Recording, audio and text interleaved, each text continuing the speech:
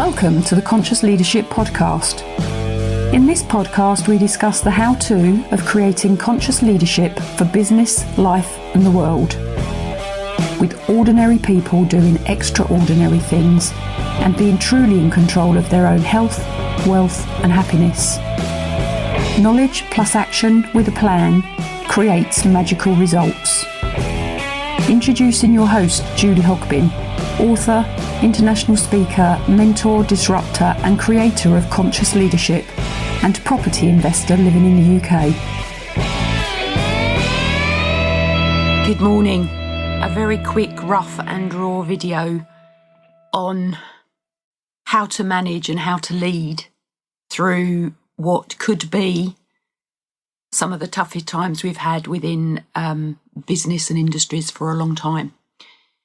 Many years ago, I worked with a big organisation and implemented flexible working within their working environment. And this was a few years ago, so before it became the thing to do and to have and to expect, which the generation that's coming into the workforce now are expecting to be able to work remotely as a dispersed team, flexible working, working from home, whatever you call it.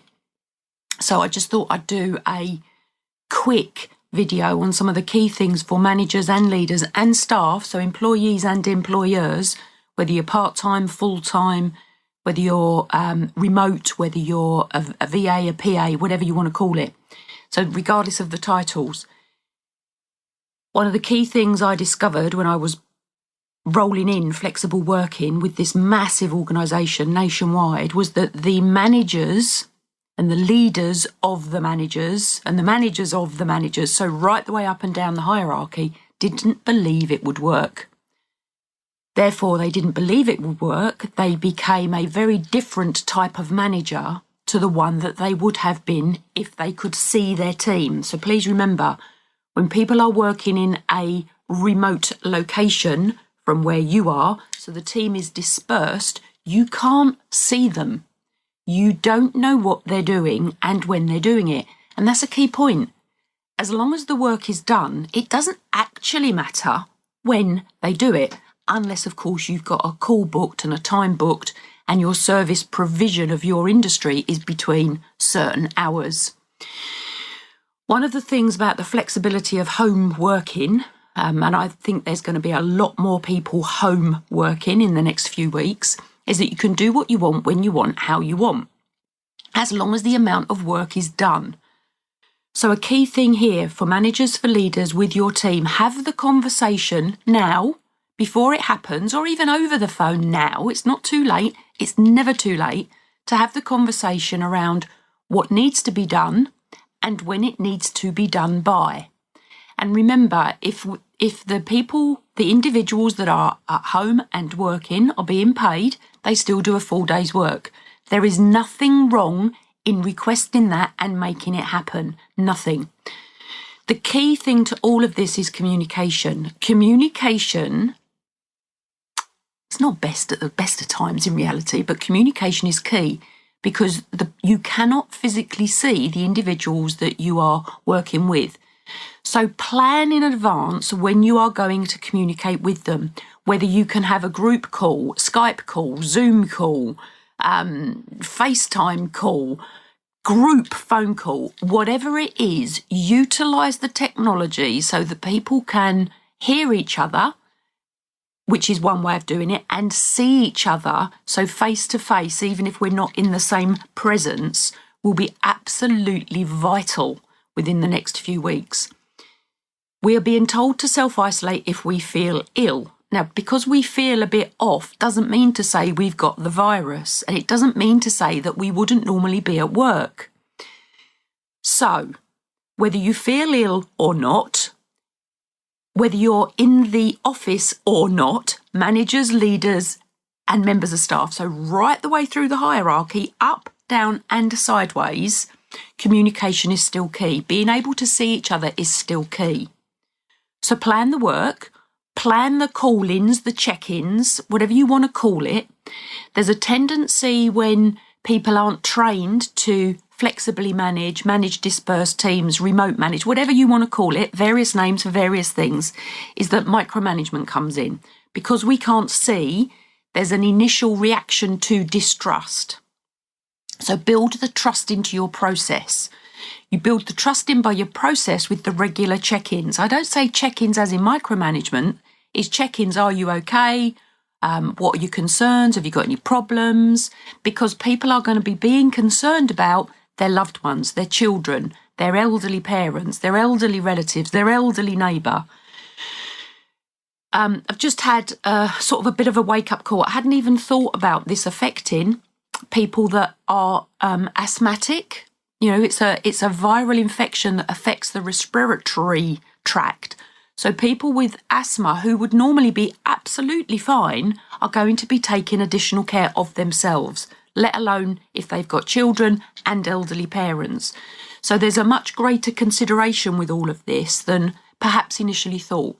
But get your plan in place, get your communication structures in place, have the conversation before it happens, or even if it's already happened, have the conversation, a really open conversation. One of the key things is when we are facing conflict, and this whole episode is putting us into conflict, people are worried, some people are panicking, some people are anxious. But one of the key things when we go into conflict, well, there's three things actually. When we first go into conflict, we can look at the situation, we can look at the other person, and we can look at self.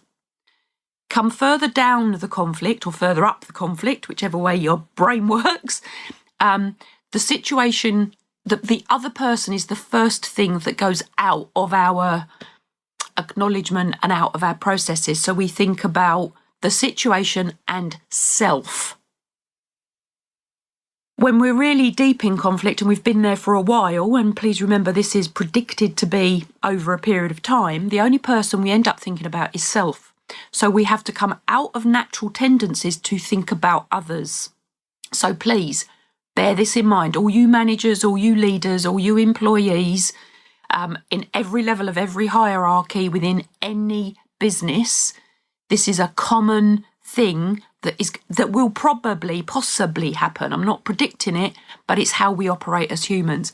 The less self-aware we are, the more it will happen. The more self-aware we are, the more we can deal with what's going up in here and deal with it consequentially into our business and into our work. This is a really short, really raw, really rough video, which I am trusting will get you to start to think about how you can remotely work, flexibly manage, flexibly work, operate in a dispersed team, whatever name you want to call it. I'm going to be doing more of these. I've got a lot more information on this. I'll be doing more about motivation. There's already episodes on my Conscious Leadership podcast around motivation, anxiety. There's lots of episodes already recorded. If you're interested, please go and have a listen to some of those. It will support you now with what's coming and what we're already beginning to experience. So rough and raw around the edges with my library on one side and my workbooks on the other. Rough and raw, I'll be doing more. I'll be posting some articles. I've already been posting little sort of prompters and questions on LinkedIn. Have a look at my profile. And please share this, because this is vital for us to keep our industries going, to keep our businesses going. This is vital. The world is not ending. The world survives. We have to survive through it and with it in the best way we can. Anyway, happy Tuesday. Have a fabulous day, whatever it is, wherever you are, whether you're self-isolated or not, whether you're on transport that's now almost nearly empty. Anyway, have a fabulous, fabulous, fabulous day. Talk to you all very soon. Bye for now. Thanks for listening to the Conscious Leadership Podcast. You can contact Julie on LinkedIn, Facebook, Instagram, Twitter, Pinterest, and hear me out.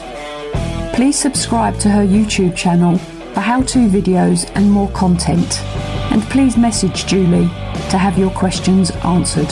Until next time, remember, knowledge plus action with a plan creates magical results. See it, say it, write it, believe it, and achieve it.